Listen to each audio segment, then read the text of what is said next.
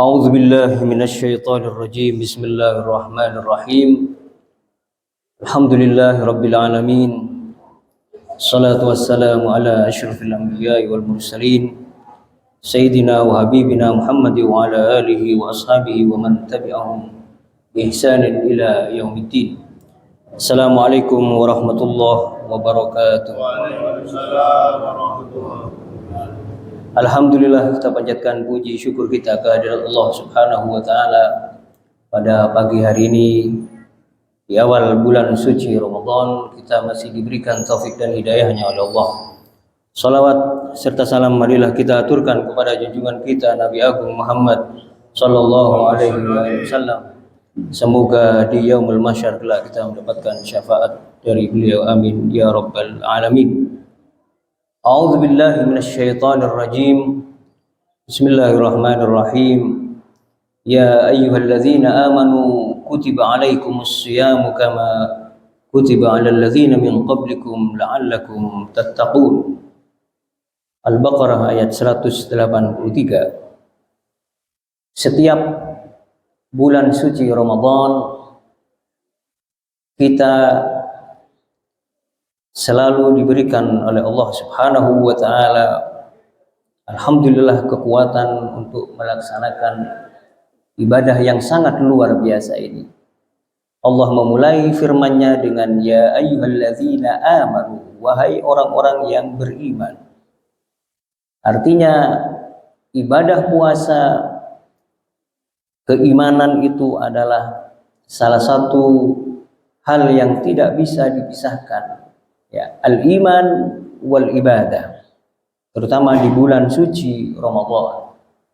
Orang yang tidak berpuasa berarti tidak dikhitab oleh Allah dengan ungkapan ya ayyuhalladzina amanu, wahai orang-orang yang beriman, diwajibkan bagi kalian berpuasa. Artinya kewajiban berpuasa ini adalah standar, adalah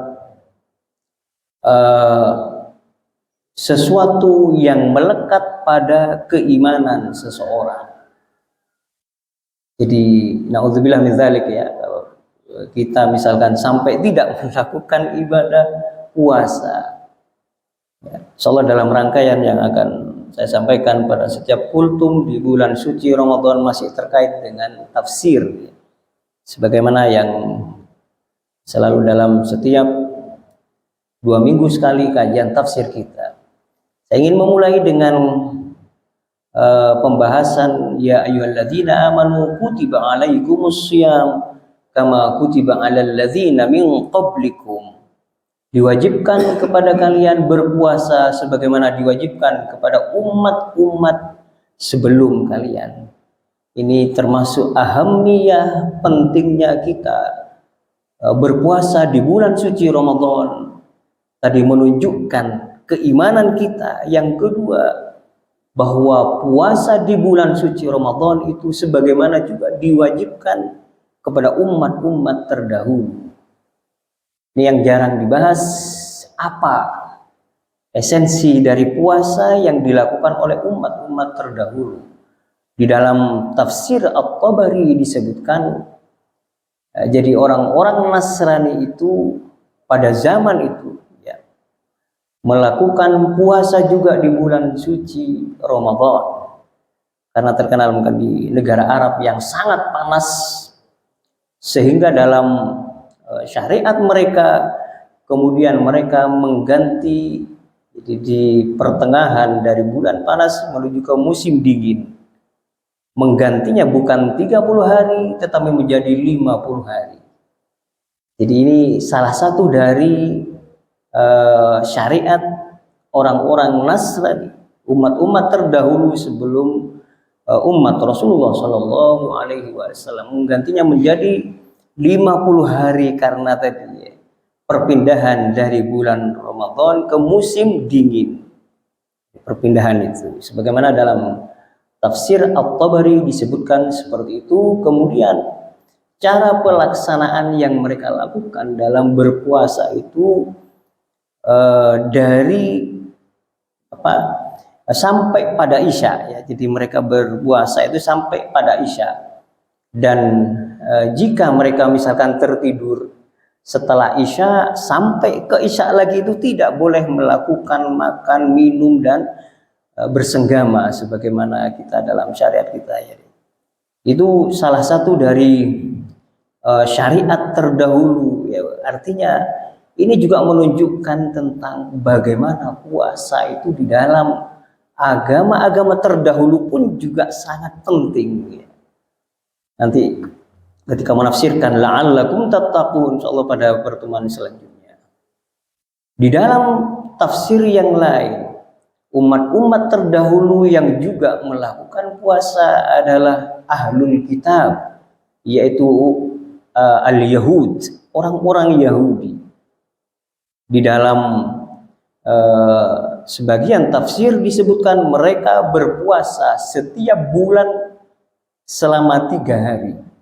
Di setiap bulan dalam syariat mereka juga mereka berpuasa 3 kali. Dan ini pernah juga dilakukan oleh dalam beberapa riwayat disebutkan Rasulullah juga pernah melakukan setiap bulan selama 3 hari lamanya di dalam agama Yahudi ya, sebagaimana yang disebutkan dalam beberapa tafsir Al-Qur'anul Karim. Kemudian selanjutnya orang-orang Yahudi tidak hanya berpuasa dalam setiap bulan sekitar 3 hari lamanya, tetapi mereka juga berpuasa di Asyura. Apa Asyura? Yaitu setiap tanggal 10 Muharram. Ya, mungkin jenengan pernah mendengarnya. Salah satu dari sunnah berpuasa di bulan Asyura, yaitu 10 Muharram itu. Dan itu merupakan amalan-amalan ketika dalam sebuah riwayat dikatakan bahwa mereka terbiasa, orang-orang Yahudi yang tinggal di Madinah berpuasa di tanggal 10 Muharram atau yang dikenal dengan Asyura.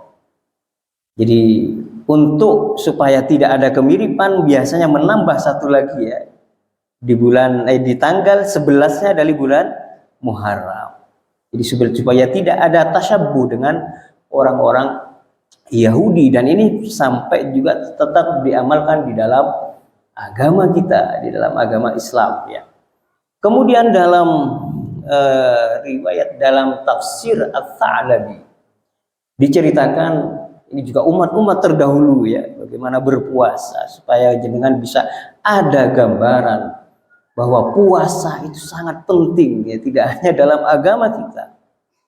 Diriwayatkan di dalam tafsir Ats-Tsa'labi ya, ketika Nabi Adam dikeluarkan dari surga menuju ke bumi ya, kemudian badan Nabi Adam itu kemudian tersengat menjadi hitam begitu ya. Dalam riwayat itu kemudian Nabi Adam melakukan puasa tanggal 15 setiap bulannya. Kemudian datanglah kepada malaikat Jibril menuturkan kepada Nabi Adam alaihissalam, kalau kamu ingin sembuh dari penyakitmu itu, maka berpuasalah tanggal 13, 14, dan 15. Jadi kemudian Nabi Adam melakukan apa yang diperintahkan oleh Jibril, melakukan puasa tanggal 13, sepertiga dari tubuhnya itu kemudian menjadi putih. Yang awalnya menjadi hitam terbakar ya. Kemudian tanggal 14, 2/3-nya menjadi putih. Kemudian tanggal 15 semua badannya menjadi putih.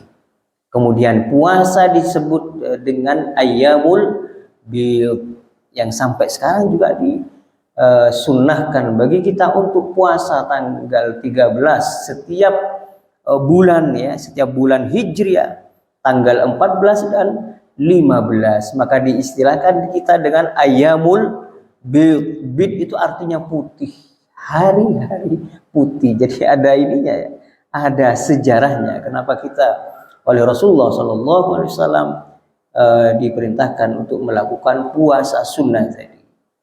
Dalam riwayat yang lain dalam tafsir Abi Hatim disebutkan bahwa Nabi Nuh Jadi Nabi Nuh itu melakukan perjalanan dengan kapal, dengan sampannya itu dari bulan Rajab. Mereka juga berpuasa. Dan sebagai rasa syukur pas tanggal 10 ya, 10 apa? 10 Muharram ketika Allah menyelamatkan Nabi Nuh alaihissalam dengan apa namanya? Dengan sahabat-sahabatnya begitu. Kemudian mereka berpuasa pada Asyura juga seperti yang dilakukan oleh bangsa Yahudi. Kenapa mereka memperingati melakukan puasa bangsa Yahudi? Saya lupa tadi. Karena melakukan itu sebagai ungkapan syukur diselamatkannya Nabi Musa alaihissalam. Ya, diselamatkannya Nabi Musa alaihissalam dari kejaran Fir'aun. Kalau Nabi Nuh tadi melakukannya karena tadi selamat dari bahtera, dari apa namanya ya, kalau istilah sekarang mungkin tsunami begitu ya. Sebagai ungkapan syukur mereka melakukan puasa di 10 Muharram atau Asyura. Kemudian Rasulullah pernah ditanya, apa yang dilakukan oleh orang-orang misalkan berpuasa kemudian yuftir ya, yasumu wa yuftir, itu adalah puasa Nabi Daud alaihissalam. Maka dikenal dengan puasa Daud. Berpuasa kemudian satu harinya tidak berpuasa, kemudian berpuasa lagi ya. Makanya dalam riwayat dikatakan afdhalus shaum saumu akhi Daud. Jadi sebaik-baik puasa sunnah ya, maksudnya ya, adalah puasanya saudaraku Nabi Daud alaihissalam yang diperintahkannya. Ini dari beberapa pemaparan ini, ma'asyiral muslimin, bahwa kita bisa mengambil pelajaran di sini ya, dari puasa yang dilakukan oleh umat-umat terdahulu ya, betapa pentingnya puasa yang kita lakukan di bulan suci Ramadan. Bulan yang penuh dengan ampunan, bulan yang penuh dengan rahmat Allah Subhanahu wa taala. Jangan sampai kita menyia-nyiakan bulan yang sangat agung ini. Masyaallah bapak-bapak dan ibu-ibu sekalian. Mudah-mudahan dari pemaparan singkat ini kita bisa mengambil pelajaran penting dari ibadah bulan puasa ini. Insya Allah pada pertemuan yang lain kita akan melanjutkan tentang penafsiran ayat ke-183 ini, tentang pentingnya kita beribadah di bulan suci Ramadan untuk meraih ketakwaan kita kepada Allah Subhanahu wa taala. Ini saja yang bisa saya sampaikan. Mohon maaf atas segala khilafan. Billahi taufiq wal hidayah wa ridha wal inayah. Wassalamualaikum warahmatullahi wabarakatuh.